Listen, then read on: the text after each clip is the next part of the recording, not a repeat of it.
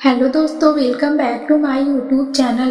दोस्तों, आज जो हम कहानी पढ़ने जा रहे हैं वो जिंदगी के ऊपर आधारित है। जिंदगी सांप सीढ़ी का खेल ही तो है।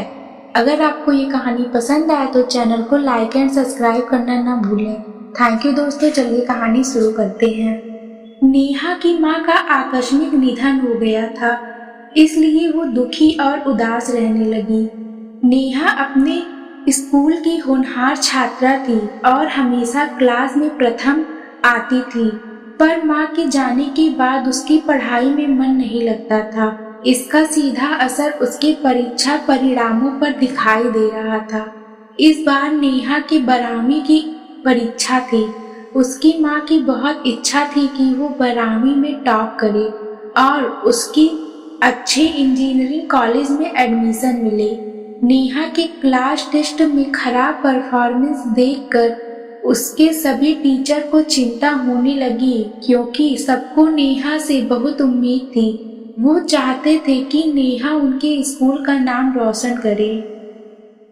नेहा के पिता रमेश को भी स्कूल से शिकायत मिली कि नेहा ठीक से पढ़ाई नहीं कर रही है। वो बेचारे भी बहुत दुखी थे। एक तरफ जीवन साथी का यूं बीच मझधार में छोड़ जाना, तो दूसरी तरफ बेटी का भविष्य दांव पे लगना। दोनों बातों में उसे अंदर से तोड़कर रख दिया था। बेटी के मन की बात को वो भी भली प्रकार से समझ रहे थे, इसलिए चुपचाप घर के कार्यों में लगे रहते और उसका ध्यान रखते थे। समय से नाश्ता, खाना, टिफिन तैयार करना और कपड़े धोना, फिर ऑफिस जाना। रमेश की दिनचर्या बदल चुकी थी। रमेश ने खुद को तो जैसे तैसे संभाल लिया, पर बेटी को संभालना या फिर उसे किसी भी प्रकार समझाना उनके लिए बहुत मुश्किल हो रहा था। उसे ये समझ नहीं आ रहा था कि नेहा को कैसे समझाए कि उसे पढ़ाई करनी चाहिए, क्योंकि जैसे ही वो नेहा से कुछ बात करता वो माँ को याद कर रोने लगती और ये सब रमेश सह नहीं पाता। इसलिए उसने कुछ समय के लिए नेहा से पढ़ाई के बारे में बात करना बंद कर दिया और सही समय का इंतजार करने लगा। संडे का दिन था।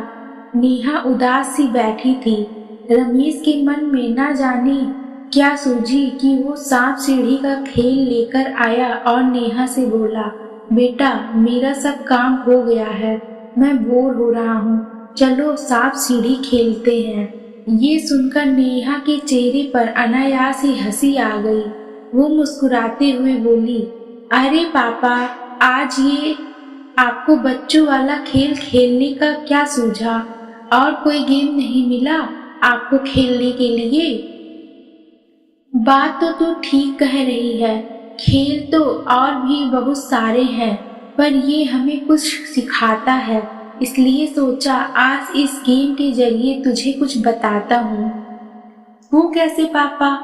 बेटा, हमारी जिंदगी भी एक तरह से सांप सीढ़ी का खेल ही है। जैसे इस खेल में कभी हम सांप को काटने से नीचे आ जाते हैं तो कभी सीढ़ी मिल जाने से ऊपर पहुंच जाते हैं, वैसे ही हमारी जिंदगी में भी गम और खुशी रूपी उतार चढ़ाव आते रहते हैं। जिस प्रकार सांप सीढ़ी के खेल में सांप के काटने पर भी खिलाड़ी हार नहीं मानते और खेल जारी रखते हैं, इस आशा से कि शायद अगली चाल पर उन्हें सीढ़ी मिल जाए और वो ऊंचाई को प्राप्त होकर सफल हो जाएंगे।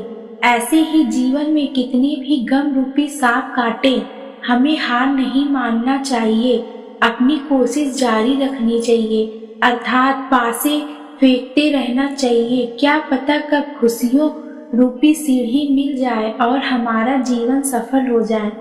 कहते कहते रमेश भावुक हो गए।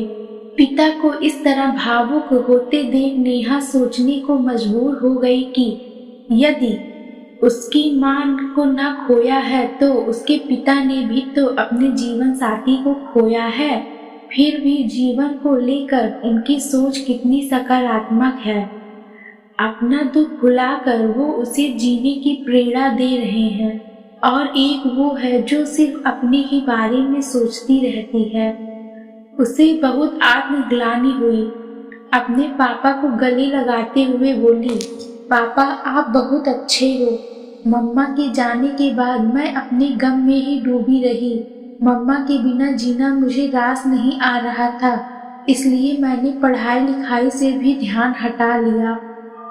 मैंने आपकी तकलीफ के बारे में कभी सोचा ही नहीं कि मेरे एक पापा भी हैं। उन्होंने भी तो अपनी पत्नी को खोया है। उन्हें भी किसी के सहारे की जरूरत होगी। उनके भी अपनी बेटी को लेकर कुछ अरमान होंगे। पापा अब से मैं आपको कोई शिकायत का मौका नहीं दूंगी। मैं अपनी पढ़ाई पर पूरा ध्यान दूंगी, क्योंकि मुझे आपके साथ साथ मम्मा का सपना भी तो पूरा करना है। रमेश ने भी स्नेहा के सर पर हाथ फेर कर उसे खूब लाड किया। पापा की बातों का नेहा पर गहरा प्रभाव पड़ा। वो अब अपनी पढ़ाई में पूरा मन लगाने लगी। सफलता पूर्वक फलस्वरूप उसे हर टेस्ट में सर्वाधिक अंक प्राप्त होने लगे। ये देखकर नेहा के सभी टीचर्स बहुत खुश हुए। उनकी आंखों में फिर से आशा की किरण चमक उठी। उनके मन में ये उम्मीद जागने लगी कि नेहा ही है जो उनके स्कूल का नाम रोशन करेगी। नेहा दिन रात मेहनत करने लगी और पहले ही काफी समय बर्बाद हो गया था। रमेश भी नेहा की जरूरतों का पूरा ख्याल रखता और उसे किसी भी चीज की कमी नहीं होने देता। नेहा की मेहनत और रमेश का प्यार रंग लाया। नेहा ने 12वीं की परीक्षा में टॉप करके अपने माता पिता और स्कूल का नाम रोशन किया। रमेश बहुत खुश हुआ।